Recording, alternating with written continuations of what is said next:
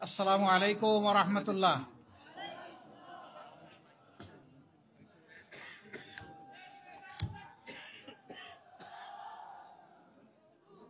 সম্মানিত বন্ধুগণ, আপনারা সবাই কেমন আছেন? আলহামদুলিল্লাহ রাব্বিল আলামিন, ওয়াসসালাতু ওয়াসসালামু আলা রাসূলিহিল কারীম ওয়া আলা আলিহি ওয়া সাহবিহি ওয়া আহলি বাইতি আজমাইন। আজকের এই মহতী সমাবেশের সম্মানিত সভাপতি, মঞ্চে বসা সহকর্মী নেতৃবৃন্দ, এলাকার অতি সম্মানিত গণ্যমান্য ব্যক্তিবর্গ, আজকের সমাবেশে উপস্থিত সর্বস্তরের ভাইয়েরা, পর্দার আড়ালে আমার অতি সম্মানিতা মা এবং বোনেরা, সাংবাদিক বন্ধুগণ, আল্লাহ তাবারক তাআলার অসংখ্য অসংখ্য শুকরিয়া। আল্লাহ তাআলা আমাদেরকে প্রিয় এই দেশে পয়দা করেছেন। আল্লাহ রাব্বুল আলামিনের দরবারে শুকরিয়া, তিনি আমাদেরকে একটা স্বাধীন দেশ দান করেছেন। রাব্বুল ইজ্জতের দরবারে শুকরিয়া, তিনি সবুজে ঢাকা একটা দেশ আমাদেরকে উপহার দিয়েছেন, যে দেশের মাটির নিচে বিপুল পরিমাণ খনিজ সম্পদ রয়েছে, মাটির উপর উর্বরা, পানিতে সম্পদ, পানির নিচে সম্পদ। এরকম একটা দেশ আল্লাহ তাআলা আমাদেরকে উপহার দিয়েছেন। বিগলিত চিত্তে মহান মাবুদের দরবারে শুকরিয়া আদায় করছি, আলহামদুলিল্লাহ। প্রিয় দেশটি স্বাধীন হয়েছে দুইবার। আমাদের জানা ইতিহাসে প্রথমবার স্বাধীনতা অর্জন করেছিল 1947 সালে। তখন যারা দেশ স্বাধীন করেছিলেন তারা ভিন্ন একটা জাতিসত্তা প্রমাণ করে নিজেদেরকে দুনিয়ার বুকে প্রতিষ্ঠিত করার জন্য অঙ্গীকার দিয়ে দেশ স্বাধীন করেছিলেন। কিন্তু সেই স্বাধীনতার পরবর্তী 23 বৎসর পশ্চিম পাকিস্তান এবং পূর্ব পাকিস্তানের মধ্যে ব্যাপক বৈষম্য দেখা দিয়েছিল। এমনকি 23 বছরে একবারই সেই জাতি সাধারণ নির্বাচন পেয়েছিল। তারা মনের মতো করে তাদের পার্লামেন্ট মেম্বার এবং জনপ্রতিনিধি নির্বাচনের সুযোগ পেয়েছিল। তারপরে ইতিহাস সবার জানা, ব্যাপক ত্যাগ এবং কুরবানির মধ্য দিয়ে পাওয়া আমাদের এই স্বাধীনতা।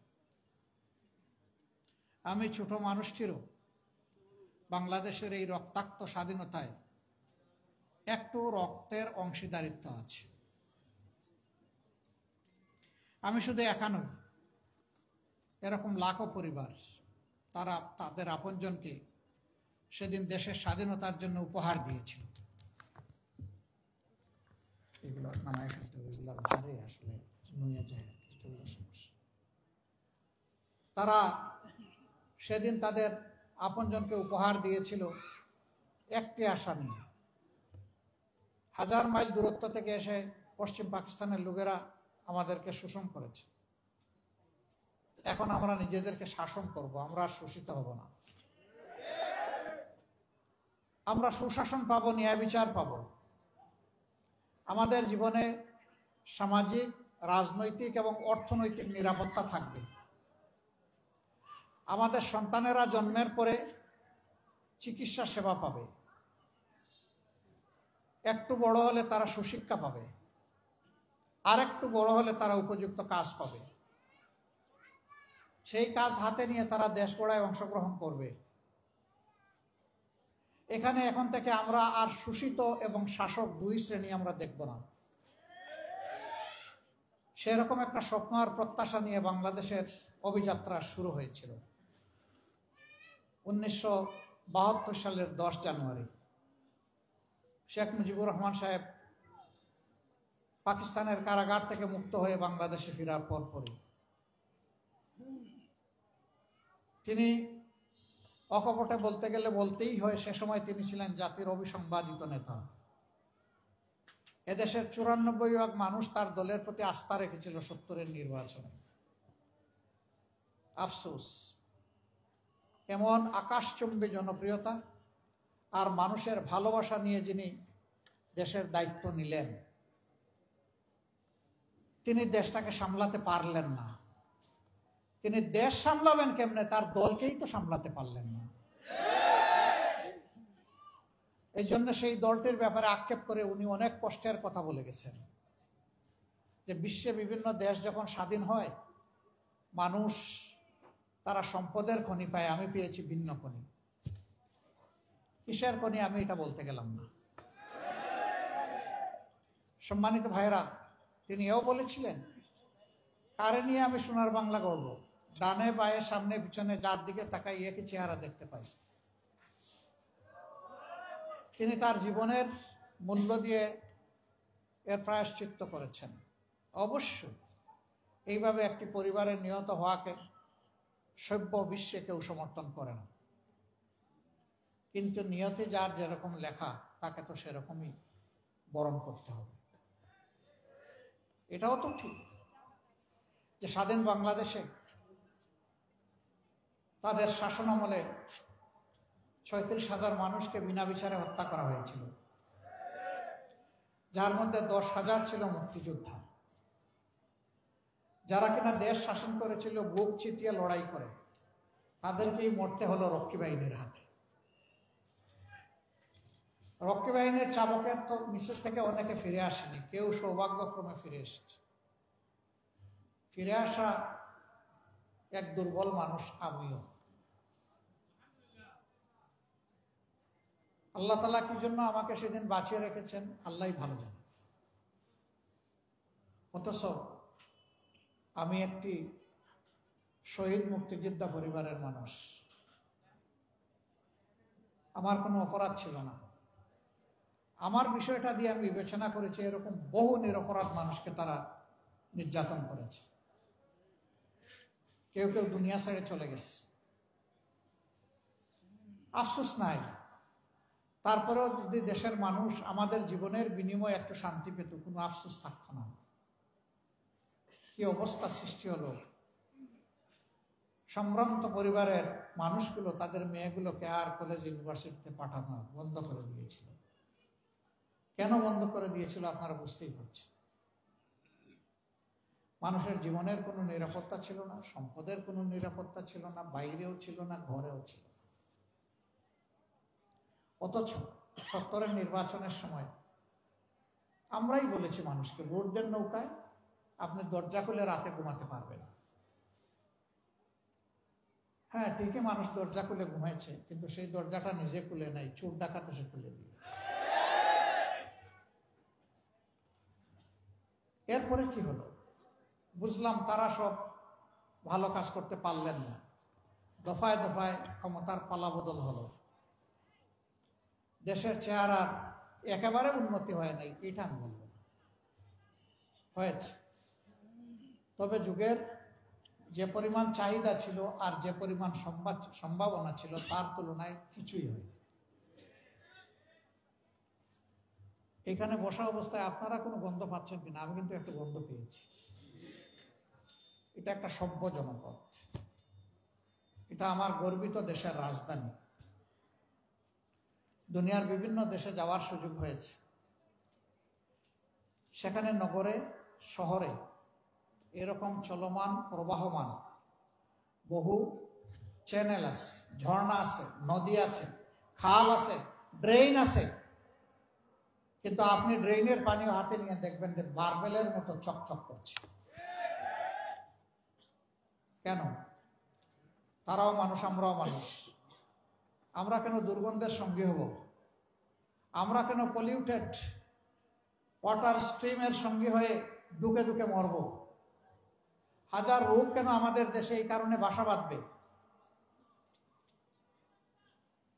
কপাল আমাদের এই জায়গায়। আমি বলেছিলাম আমাদের আল্লাহ অনেক সম্পদ দিয়েছেন, সব জায়গায় বলি একটা সম্পদের অভাবের কারণে আমরা পারলাম না আমাদের দেশটাকে বাগানের মতো করে সাজাতে। সেই সম্পদ হচ্ছে চরিত্রের সম্পদ। ক্ষমতায় যাওয়ার আগে অনেক রাজনীতিবিদ বলে থাকেন আমি রাজনীতিকে ইবাদত মনে করি, আমি রাজনীতি করি মানব সেবার জন্য, সেবা আমার ধর্ম। হ্যাঁ উনি মানব সেবা করেন ঠিকই, শুধু নিজের সেবাটা করেন, তিনিও তো একজন মানব, সেই অর্থে তিনি মানব সেবা করেন। কিন্তু মানব সেবা বলতে যা বোঝায় তা তো দেখিনি।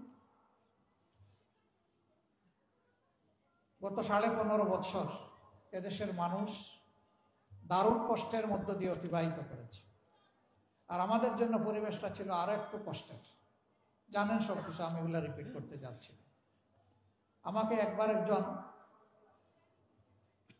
তদন্তকারী কর্মকর্তা রিমান্ডে আমাকে জিজ্ঞেস করছে যে আপনি কি একটু দয়া করে আপনার সর্বশেষ ঠিকানাটা বলবেন? বললাম বলবো, সর্বশেষ ঠিকানা আশা করছি এটা আল্লাহর জন্য। না না, দুনিয়ার ঠিকানা।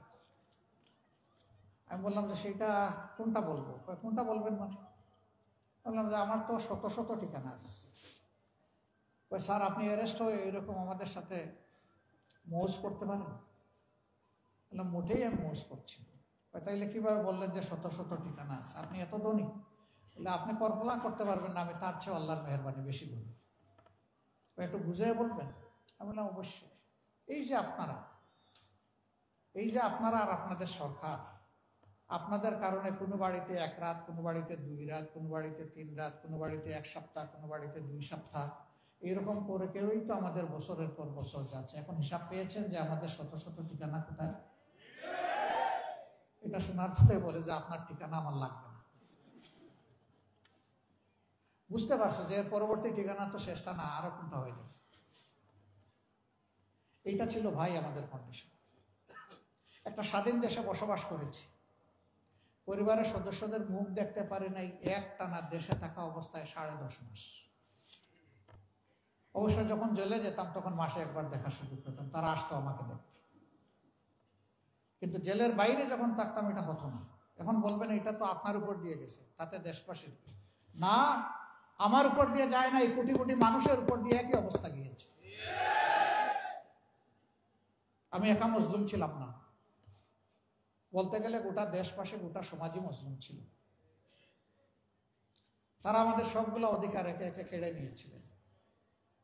বাঁচার অধিকার, খাওয়ার অধিকার, কর্মসংস্থানের অধিকার, আমাদের ভোটের অধিকার, আমাদের মানব অধিকার, আমাদের নাগরিক অধিকার সবই তাদের জিম্মায় চলে গেছিল। তাদের অবস্থাটা ছিল তারা দেশের মালিক আর আমরা ভাড়াটিয়া। ভাড়াটিয়ারও ভাই একটা মর্যাদা থাকে, তাও মনে হয় আমাদেরকে ওভাবে চিন্তা করতো না দেশবাসী। এবং কোথায় কোথায় তারা হুমকি দামকি দিতেন, কোথায় কোথায় মানুষ খুন করতেন, কোথায় কোথায় বিচারের নামে মানুষকে ফাঁসিতে ঝুলাতেন। তাদের অবস্থাটা এমন হয়ে গিয়েছিল। কোনো এক কালের দুর্দর্শ একজন শাসক, সে যখন দেখলো যে ওই দেশের মানুষ কিছুটা নবী রসুলের দিকে ঝুঁকে যাচ্ছে, তখন তাদেরকে এনে শাসালো। শাসায় বললো আমাকে তোমরা তোমাদের রব প্রতিপালক স্বীকার করো না? বলে হ্যাঁ করি তো। শুধু প্রতিপালক স্বীকার করো না, সবচেয়ে বড় আনা রাব্বুকুমুল আলা, আমাকে সবচেয়ে বড় রব মানো। এরা ভয়ে অনেকেই বলেছে, যদিও তাদের ইমান এটা সাক্ষ্য দেয়নি, ভিতরে অন্য কিছু ছিল, যে হ্যাঁ আপনি আমাদের সবচেয়ে বড় রব। সেই সবচেয়ে বড় রব মাত্র 2টা মানুষকে তাড়া করতে গিয়ে 2 লক্ষ সৈন্যের বাহিনী, সুসজ্জিত বাহিনী, এবং স্বয়ং কমান্ডার ইন চিফ সেই রাজ্যের শাসক, শেষ পর্যন্ত আল্লাহ তাআলা বনি ইসরায়েলকে পার করে নিয়ে গেলেন, সমুদ্র ফাঁক করে 2 ভাগ করে শুকনা রাস্তা দিয়ে হাঁটাইয়া নিলেন। আর তারাও ওটা নিজেদের জন্য শুকনা রাস্তা মনে করে এদেরকে ধাওয়া করল। 2 দিক থেকে পানির দেয়াল এসে মিশে গেল, তারা নিশ্চিহ্ন হয়ে গেল। পানিতে গলে মানুষ শেষ হয়ে যায়, কোনো অস্তিত্ব পাওয়া যায় না। কিন্তু আল্লাহ তাআলার কি অপূর্ব খেলা, সেই পানিতেই ফেরাউনকে আল্লাহ শুটকি বানিয়ে দিলেন। এখন ফেরাউনের শুটকি বা মমি এখন মিশরের মিউজিয়ামে আছে, মানুষ যায় দেখে, আর স্বৈরাচারী শাসকদের অতীত কি সেটা স্মরণ করে। কিন্তু ইতিহাসের বড় শিক্ষা হচ্ছে যে মানুষ ইতিহাস থেকে শিক্ষা নেয় না। যদি নিত তাইলে স্বৈরাচারীপনার দিকে মানুষ হাঁটত। তারা হেঁটেছেন, তারা 3টা নির্বাচন নিজেরা করেছেন তাদের মতো করে। প্রথমটা জনগণ যায়নি, বহু সেন্টারে মানুষ একজনও যায়নি, সেখানে বিড়াল ঘুমাচ্ছিল শান্তিতে, কুকুর ঘুমাচ্ছিল শান্তিতে। সেগুলা মিডিয়ার বন্ধুরা তুলে এনেছিলেন তারা তাদের শৈল্পিক হাত দিয়ে। দ্বিতীয় নির্বাচনটা তারা এতটাই আস্থা হারায় ফেললেন যে নির্বাচনের দিন পর্যন্ত ধৈর্য ধরতে পারলেন না। 18 সালে আমাকে এখানে জোটের পক্ষ থেকে ক্যান্ডিডেট করা হয়েছিল। আমি এক মুহূর্তের জন্য এইভাবে আপনাদের সামনে এসে দাঁড়াতে পারিনি, আপনাদের মুখ দেখতে পারিনি। এই পরিস্থিতি এমনভাবে সৃষ্টি করে রাখা হয়েছিল, সারা বাংলাদেশে 64 জন ক্যান্ডিডেটকে কারাগারে নিক্ষেপ করা হয়েছিল। 113 জনকে তাদের বাড়িতে গৃহবন্দী করা হয়েছিল, ঘর থেকে বের হতে দেওয়া হয়। সেই রকম করে নির্বাচন, তারপরেও নির্বাচনের দিন পর্যন্ত তারা ধৈর্য ধরেন নাই, রাতের বেলায় সাবাড় করে দিয়েছেন। বিবিসির একজন সাংবাদিক আমাকে প্রশ্ন করলেন, আগামীকালের নির্বাচনকে আপনি কিভাবে দেখছেন? আমি বললাম, আগামীকালকে নির্বাচন কোথায় ভাই? কেন, কালকে নির্বাচন হবে না? বললাম, না, নির্বাচন তো কালকে হবে না, আজকে রাতেই তো হচ্ছে নির্বাচন। বলেন কি আপনি? ভাই, আপনি সাংবাদিক, আপনার কাছ থেকে না আমি জানবো যে আজকের রাতের নির্বাচনটা কেমন হচ্ছে? আপনি দেখি আমারে জানতে চান। ওই যে এটা কি বলেন? আমি বললাম, ভাই, আমারে যারা প্রশ্ন করেছেন প্লিজ আপনি যান। মণিপুর, মণিকানন 2 স্কুল সে ভিজিট করে গিয়ে বললো, ইউ আর কারেক্ট। নির্বাচন তো বিপুল উৎসাহ উদ্দীপনায় রাতের বেলা হচ্ছে একতরফা। এই নির্বাচনকে জনগণ মিডনাইট ইলেকশন নাম দিয়েছিল। জাপানের কূটনীতিবিদরা কখনো মুখ করলে না অন্য দেশের রাজনীতির ব্যাপারে। এই প্রথমবার এই নির্বাচনের পরে জাপানের বাংলাদেশি যিনি রাষ্ট্রদূত ছিলেন তিনি বললেন, এটা নির্বাচন নয়, এটা মধ্যরাতের নির্বাচন। ইন্টারন্যাশনাল কমিউনিটিও এটাকে সেইভাবে নিয়েছিল। আর 24 সালে নির্বাচন করার জন্য প্রার্থী পাওয়া যাচ্ছে না, কে কম্পিটিশন করবে? সেখানে আমি আর ডামি এই মিলিয়ে তারা নির্বাচন করেছে। এখানে যাদের বয়স 35-36-এর নিচে তারা একটু হাত তুলেন তো দেখি। মাশাআল্লাহ, গোড নাম্বার। আপনারা জীবনে হাত নামান ভাই, কষ্ট করছেন। আপনারা জীবনে একটা ভোটও দিতে পারেন না। আপনারা কি তাদেরকে আপনাদের অধিকার কেড়ে নেওয়ার অধিকার দিয়েছিলেন? দেন নাই। সেই 3 নির্বাচনে আপনারা শুধু ভোট দিতে পারেন নাই না, আমরাও ভোট দিতে পারি নাই। আমি তো আমার ভোট করতে পারি। আমি যখন ইলেকশন স্টার্ট হওয়ার 1.5 ঘন্টা পরে শুনলাম যে আমার কিছু এজেন্টকে গায়েব করা হয়েছে, ধরেন 2-1 জন মহিলার মাথা ফাটাই দেওয়া হয়েছে, হাত ভেঙে দেওয়া হয়েছে, তখন আমি বললাম যে রক্তের বিনিময়ে আমার আসনে বিজয় লাভ করার আমার প্রয়োজন নাই, আমি এই নির্বাচনে থাকবো না। তাই সারা দেশের খবর নিয়ে আমরা 12টা 15 মিনিটের সময় বলে দিলাম যে এই নির্বাচনে আমরা নাই, এটা আমরা প্রত্যাখ্যান করলাম। আমরা অবৈধ নির্বাচনকে বৈধতা দিতে চাই না। আমাদের বিভিন্ন দেশের বন্ধু বান্ধব বলতো, তোমরা বলতেছো ওরা ফেয়ার ইলেকশন দিবে না, তোমরা না গিয়ে কিভাবে এটা প্রমাণ করবা যে ওরা ফেয়ার দিবে? তোমরা যাও, তারপরে বোঝা যাবে ইলেকশন ফেয়ার না ফেয়ার। অবশ্যই ইলেকশন হয়ে যাওয়ার পরে আর কোনো বন্ধু বান্ধব কথা বলে নাই যে তোমরা নির্বাচনে যাও। 24 সালের নির্বাচনের পরে তারা ঘোষণা দিয়েছিল 41 সাল পর্যন্ত বাংলাদেশের ইজারা তারা গ্রহণ করেছে, যে আমরা 41 সাল পর্যন্ত এই দেশকে সাজাবো, অর্থাৎ আমরা ক্ষমতায় থাকবো। তুতিল মুলকা মান তাশা ওয়া তানজিউল মুলকা মিম্মান তাশা। আল্লাহ হচ্ছেন সমস্ত মুলকিয়াতের মালিক। কুলিল্লাহুম্মা মালিকাল মুলক, নবী তুমি বলে দাও তিনি সেই মহান আল্লাহ যিনি সমস্ত বাদশাহীর মালিক। তার মহান বাদশাহী থেকে দুনিয়ার শৃঙ্খলা বিধানের জন্য যেখানে যেখানে প্রয়োজনে একটু হালকা কর্তৃত্ব তিনি দান করেন। এই কর্তৃত্বে যারা ব্যর্থ প্রমাণিত হয়, জালেম প্রমাণিত হয়, দুঃখবাজ খেয়ানতকারী প্রমাণিত হয়, সন্ত্রাসী প্রমাণিত হয়, আমি তাদের কাছ থেকে আস্তে করে ক্ষমতা কেড়ে নিই। সব কিছু সাজানো হয়েছিল 41 সালের জন্য। 24 সাল যে 41 হয়ে যাবে তারা এটা বুঝতে পারে। সে বছরটা আমি আল্লাহ তাআলার মেহমান হিসাবে হজে গিয়েছিলাম। অনেক মানুষ মুখের দিকে তাকায় বলতো, যারা চিনত যে আমাদের কি বাঁচার কোনো পথ বের হবে? বলতাম কেন নয় ভাই? কিভাবে? যে আল্লাহ যেভাবে অতীতে করেছেন সেইভাবে। ওই যে কোনো আলো দেখি না তো, তা কারে দিয়ে হবে? আমি বলতাম যে কেন, সকল যুগেই পরিবর্তন এসেছে। যুবকদের হাত ধরে তাদের গাড়ি ভর করে, বাংলাদেশেও পরিবর্তন আসবে যুবকদের হাত ধরে। ভাই আসল জায়গায় এসেছেন। চোখের 2 ফোঁটা পানি দিয়ে আপনি মাথাফে দিয়ে কাবাগরের দিকে নিশানা করে আল্লাহ তাআলাকে বলুন যে আল্লাহ এই জালিম জনপদ থেকে আমাদেরকে উদ্ধার করুন। আল্লাহ চোখের পানি ফেরত দেবেন না। আল্লাহু আকবার। লোকেরা দেখতাম যে আমার কথায় বিশ্বাস করে না, আস্থা আসে না। হজ উমরা শেষ করে যখন ফিরলাম 17 তারিখ, 16 তারিখ আবু সাঈদের মৃত্যুর শাহাদতের মধ্য দিয়ে বাংলাদেশের নতুন অধ্যায়ের সূচনা হলো। 17 তারিখ থেকে আগুন জ্বলে উঠল। সেই দিন থেকেই চতুর্দিকে নিরীহ জনগণের, নিরস্ত্র জনগণের বিরুদ্ধে সশস্ত্র আক্রমণ শুরু হলো। ভয়াবহ শ মানুষ খুন করা হলো। শেষ পর্যন্ত এর শেষ পরিণতি হলো গিয়ে 5 তারিখ। যারা বলেছিলেন আমরা পালাই না, তারা জানি না এখন কিভাবে কোথায় গেলেন। আমরা কোনোদিন এটা বলি নাই যে আমরা পালাই না। তবে আলহামদুলিল্লাহ রাব্বুল ইজ্জত আমাদেরকে এটুকু মেহেরবানি করেছেন যে আসলেই আমরা পালাইনি। আমরা ফাঁসির রশি গলায় নিয়েছি, কিন্তু দেশ থেকে পালাইনি। আমাদের একজন, তিনি আমেরিকায় ছিলেন স্বাভাবিক কাজে। সেই সময় বন্ধু বান্ধব তাকে নিষেধ করেছে, ডোন্ট কাম ব্যাক। তিনি বলছেন কেন? বলেছে যে আপনাকে ওই রকমই পার্সিকিউট করা হবে, অবিচার করা হবে, যেমনটা অবিচার করা হচ্ছে আপনার সিনিয়র লিডারদের সাথে। তিনি বলছেন সিনিয়র লিডাররা যদি আল্লাহর জন্য ধৈর্য ধরে সহ্য করে থাকতে পারেন, আমিও পারবো, আমি আসছি। আদালতে দাঁড়িয়ে আমাকে ফাঁসি দেওয়া হোক, আমার কোনো আপত্তি নাই।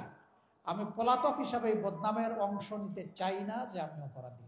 আমি আদালতে দাঁড়িয়ে বলবো আমি নিরপরাধ। মীর কাসেম আলী সেইটাই করেছিলেন। কিন্তু না আসলে পারতেন ভাই, কেউ তারা বলতো না যে উনি পালিয়ে গেছেন, কারণ তার বিরুদ্ধে কোনো ওয়ারেন্ট, কোনো মামলা ছিল না। তিনি এসেছেন তার নৈতিক দায়বোধের জায়গা থেকে, তার দেশকে ভালোবাসেন। এই জন্য তিনি বলেছেন যে দেশে আল্লাহ আমাকে পয়দা করেছেন, আমার মত যেন সেই দেশে। সম্মানিত ভাইয়েরা, গেল তাদের চ্যাপ্টার, এখন কি হবে? এখন কি এগুলোই চলবে? আগামীতেও কি একটা দুর্নীতিবাজ সরকার এসে আমাদের সব লন্ডভন্ড করে দেবে? আগামীতেও সন্ত্রাসীরা এসে আমাদের উপর আবার ছড়ি ঘুরাবে? আগামীতে আমাদের মা বোনদের ইজ্জত নিয়ে আবার তানায়সরা করা হবে? আমাদের জীবনের উপর কালো হাত নেমে আসবে? সবগুলার বিরুদ্ধে আমাদেরকে সিংহের মতো গর্জন করতে হবে ইনশাআল্লাহ। আমাদের স্পষ্ট বক্তব্য, দুর্নীতি তোমাকে লাল কার্ড, সন্ত্রাস তোমাকে একেবারেই কালো কার্ড, অবিচার তোমার জায়গায় সমাজে হবে না। একটা দুর্নীতিমুক্ত, সামাজিক সুবিচারে পরিপূর্ণ, একটা ভারসাম্যপূর্ণ অর্থনীতির দেশ হিসাবে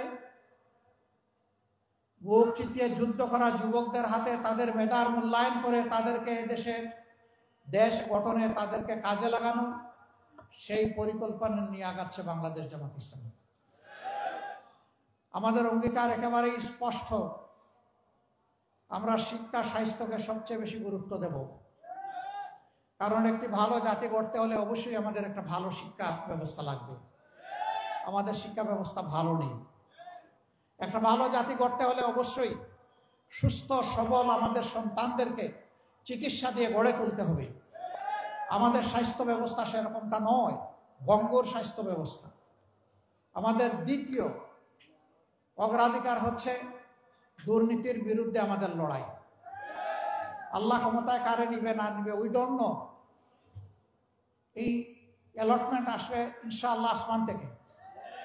আমরা বাংলাদেশের জনগণের রায় পেয়ে এই দেশ পরিচালনার দায়িত্ব পাই কিংবা না পাই, দুর্নীতি মাটিতে নেমে না আসা পর্যন্ত আমাদের লড়াই চলবে ইনশাআল্লাহ।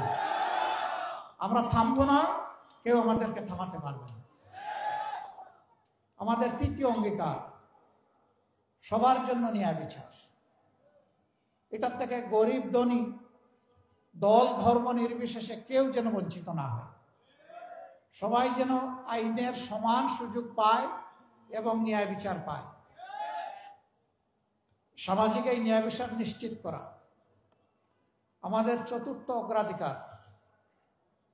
আমরা আমাদের ভাঙ্গাচোরা অর্থনীতিকে পুনরায় আমরা গড়তে চাই এবং এখানে আমরা আমূল পরিবর্তন চাই। ওই উপরে উপরে প্রলেপ দিয়ে হবে না। ভিতরে ক্যান্সার থেকে গেলে উপরের চামড়াকে কসমেটিক সার্জারি করে মানুষকে সুস্থ বানানো যায় না। আমরা ক্যান্সারের জায়গায় হাত দিতে চাই। ওই জায়গাগুলো আমরা চিহ্নিত করে সুস্থ করার জন্য যেখানে দরকার যেটা সেটাই করতে হবে ইনশাআল্লাহ। কারো মুখের দিকে তাকানো যাবে না। দেশের প্রতি দায়িত্ব জ্ঞান সম্পন্ন, ভালোবাসা যাদের অন্তরে দেশের প্রতি আছে, দেশপ্রেম আছে, সততা আছে, যোগ্যতা আছে, সে কোন ধর্মের এটা আমরা দেখবো না। সে মানুষ, সে বাংলাদেশের নাগরিক, আমাদের বিবেচনার জন্য এতটাই যথেষ্ট। আসল মানুষটাকে আসল জায়গায় বসায় দেওয়া হবে ইনশাআল্লাহ। আমাদের যে সন্তানেরা শিক্ষা গ্রহণ করার পরে বেকারত্বের কষ্ট নিয়ে বুকে চেপে বয়ে বেড়াচ্ছে, আমরা তাদেরকে জাগতিক স্কিল এডুকেশন দেওয়ার মাধ্যমে তাদের হাতগুলোকে আসলেই দেশ গড়ার কারিগরের হাত হিসাবে আমরা গড়ে তুলতে চাই। এরা দেশে থাকলেও দেশের জন্য সম্পদ, বিদেশে গেলেও যে দেশে যাবে সেই দেশের জন্য সম্পদ। আমাদের বিপুল পরিমাণ যুব জনশক্তি আছে। দুনিয়া এখন 1 কোটির মতো আমাদের প্রবাসী কর্মচারী আছে, কাজের লোক আছে। এই লোকগুলা যদি দক্ষ হালতে, দক্ষ হাত নিয়ে বিদেশে যেত, দেশের জন্য ভালো হতো, তার নিজের, তার পরিবারের জন্য ভালো হতো। আগামীতে সেই দক্ষতা আমরা আমাদের সন্তানদের হাতে তুলে দিতে চাই। এই দেশ গড়ার কাজে নারী পুরুষ সবাই অংশগ্রহণ করবে ইনশাআল্লাহ। একটা সমাজে সকল পুরুষ কিন্তু কাজ করে না। কেউ বয়সের কারণে, কেউ অসুস্থতার কারণে, কেউ শারীরিক সীমাবদ্ধতার কারণে করে না। অবশ্য কিছু বখাটে আছে, সেও কিছু করে না। সে একটা ভালো কাজ করে, এটা হলো বখাটে না, সবার শান্তি কেড়ে নেয়। এটা ভালো কাজ না, এটা আসলেই মন্দ কাজ, তাই না? সে নিজের জন্যও বোঝা, সমাজের জন্যও বোঝা। বাকি যারা সক্ষম, যাদের মিনিমাম যোগ্যতা আছে কোনো কাজে, তারা কাজ করবে, এটাই স্বাভাবিক। আমাদের মা বোনেরা কি করবে? কিছু কিছু সংসারে মা বোনদেরও প্রয়োজন তাদের আয় রোজগারের।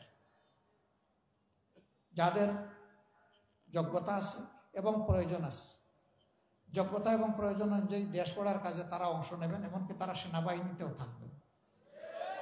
কারণ রাসূল করিম সাল্লাল্লাহু আলাইহি সাল্লামের সেনাবাহিনীতে মহিলারা ছিলেন, উম্মাহাতুল মুসলিমিনরা ছিলেন। একমাত্র বদর যুদ্ধ ছাড়া সকল যুদ্ধে আল্লাহ রসুলের সাথে কমপক্ষে আমাদের একজন মা আল্লাহ রসুলের সাথে ছিলেন। শুধু একজন মা না, বিপুল সংখ্যক মহিলা যুদ্ধে অংশগ্রহণ করেছে। যুদ্ধের মতো কঠিন কাজ যদি রাসূল করিম সাল্লাল্লাহু আলাইহি সাল্লাম তাদেরকে শরীক করেন, তাইলে দুনিয়ায় কোন কাজটা আছে তারা পারবেন না? অতএব তাদের যেখানে প্রয়োজন আছে এবং যেখানে যোগ্যতা আছে তারাও কাজ করবে। তবে এখনকার সমাজে তাদের না আছে সামাজিক নিরাপত্তা, আর না আছে তাদের সম্মানবোধ। ইনশাআল্লাহ দেশ আমাদের হাতে যদি পড়ে, আমাদের অঙ্গীকার, আমাদের মা, আমাদের বোন, আমাদের জায়া, তাদের নিরাপত্তা এবং তাদের সম্মানটুকু আমরা পর্যাপ্ত পরিমাণে নিশ্চিত করবো ইনশাআল্লাহ।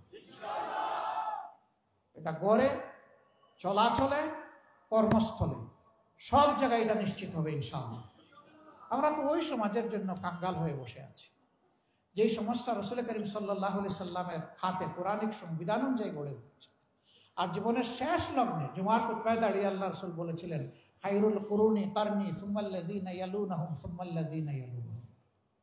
আমার যুগ বিশ্বের শ্রেষ্ঠতম যুগ, আমার পরের যুগ এর কাছাকাছি, এর পরের যুগ তার কাছাকাছি, এরপরে আল্লাহ রাসূল আর কিছু বলেন না।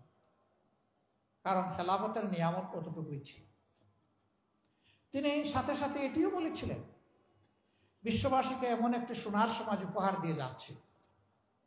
ইয়েমেনের সানা থেকে মরক্কোর হাজারাবাদ, এই দীর্ঘ রাস্তা, একজন তরুণী তম্বি যুবতী তার সমস্ত যৌবন সৌন্দর্যের নিয়ামত নিয়ে একা সফর করবে, এক আল্লাহ ছাড়া তার কাউকে ভয় করার কোনো প্রয়োজন হবে না। এবং সেই সমাজ তিনি নিশ্চিত করেছিলেন। মাদের ব্যাপারে ভয় দেখানো হয়, জামাত ক্ষমতায় আসলে সবাইকে একটা করে কালো বোরকা, শুধু চোখ খোলা রাখবে। ইসলামের বিধানে চোখ খোলা রাখারও আছে, আবার মুখ খোলা রাখার আছে। হ্যাঁ, কেউ যদি চোখও না ডাকেন, মুখও না ডাকেন, জামাত ইসলামে কাউকে জোর করে বোরকা পরাবে না। এই কল্যাণ রাষ্ট্রের সৌন্দর্য উপলব্ধি করে আলহামদুলিল্লাহ আগ্রহী হয়ে মারাই তারা সৌন্দর্যের শালীন পোশাক তারা কবুল করে নেবেন ইনশাআল্লাহ। কাউকে বাধ্য করা হবে না, দরকার নাই। ইসলাম কোনো ব্যাপারেই কাউকে বাধ্য করে। ইসলামের দুয়ার ওপেন, রাস্তা খুবই সোজা এবং মসৃণ, ফ্রিকশন নাই সেখানে। আজকে যুবকরা বুক চিতিয়ে যুদ্ধ করলো, কিন্তু এখন পর্যন্ত আমরা কাঙ্ক্ষিত সংস্কারটা এনে দিতে তাদেরকে পারলাম না। এটা আমাদের আফসোস। কেন পারলাম না আপনারা জানেন। আমরা সংস্কারের দিকে যতবার এগোতে চেয়েছি, কেউ না কেউ আমাদেরকে কোমর ধরে পিছন দিকে টেনে রেখেছে। এইটা চাই না, ওইটা চাই না, এটার দরকার নাই, শুধুমাত্র ইলেকশন দরকার। তো ইলেকশন তো আগেও হয়েছে। ইলেকশন তো এই দেশের মানুষকে কল্যাণ এবং মুক্তি দিতে পারে না। ইলেকশন অবশ্যই প্রয়োজন, তবে ইলেকশনের মতো ইলেকশন প্রয়োজন। ওই পুরানা স্টাইলের ইলেকশন দিয়ে দেশে কোনো কল্যাণ কেউ দিতে পারবে না, এটা ইম্পসিবল। আমরা একটা অর্থবহ নির্বাচন, একটা সুষ্ঠু নির্বাচনের জন্য প্রস্তুতি নিচ্ছি ইনশাআল্লাহ। এই ক্ষেত্রে বন্ধু সকল সংগঠন, সকল প্রার্থীর যারা কর্মী, সহযোগী, নেতৃবৃন্দ, সবাইকে আমরা অনুরোধ জানাবো, রাজনীতিটা রাজনীতি দিয়ে যেন হয়, রাজনীতিটা যেন নীতি দিয়ে হয়। রাজনীতিতে নেমে আমরা যেন কাদা ছুড়াছুড়ি না করি, আমরা যেন পরিবেশ কেউ নষ্ট না করি, আমরা যেন কেউ গায়ের জোর খাটানোর চেষ্টা না করি, আমরা যেন কালো টাকা দিয়ে কেউ মানুষের বিবেক কেনার দুঃসাহস না দেখাই। টাকা দিয়ে তো ভাই আপনি গরু, ছাগল, মুরগি কিনবেন, মানুষ কিনবেন কেন? মানুষ তো আশরাফুল মাখলুকাত। টাকা মানুষের দিকে বাড়ানোর মানেই হচ্ছে তাকে অপমান করা। এরকম কেউ মেহরবানি করে করবেন না। আমরা তো করার প্রশ্নই উঠে না, এটা আমাদের প্র্যাকটিসে নাই, আমাদের চিন্তায়ও নাই, কল্পনায়ও নাই। আমরা এটাকে ঘৃণা করি। যদি আমাদের কথায় আস্থা রেখে একজন মানুষও ভোট দেয়, এটাই বুঝবো আমাদের সফলতা। আর আমাদের উপরে যদি আস্থা না থাকে, আর সব ভোট যদি কিনে এনে বাক্সে আমরা ঢুকিয়ে দিই, এটা আমাদের নির্লজ্জ ব্যর্থতা। আমরা ওই নির্লজ্জ ব্যর্থতার দিকে যেতে চাই না। ভোট আপনার আমানত, আপনি কারে দিবেন না দিবেন, তবে অবশ্যই দিবেন। ভোটটা আপনি প্রয়োগ করবেন, ভোট দেওয়া থেকে আপনি বিরত থাকবেন না। মনে রাখবেন, আপনার আমার জন্ম কোনো দলের জন্য হয় নাই। আপনার আমার জন্মই হয়েছে আল্লাহ তাআলার প্রয়োজন পূরণের জন্য, এই সৃষ্টির সৌন্দর্য বিধানের জন্য, দেশ এবং জাতিকে কল্যাণের দিকে নেওয়ার জন্য। অতএব আমার কাছে দল যেন বড় না হয়, আমার কাছে আমার বিবেক যেন বড় হয়। কোন দলের প্রতি অন্ধ হয়, সেই দলের অন্ধ সমর্থক হওয়ার প্রয়োজন নেই। এটলিস্ট আমাদের দলে প্রয়োজন নেই।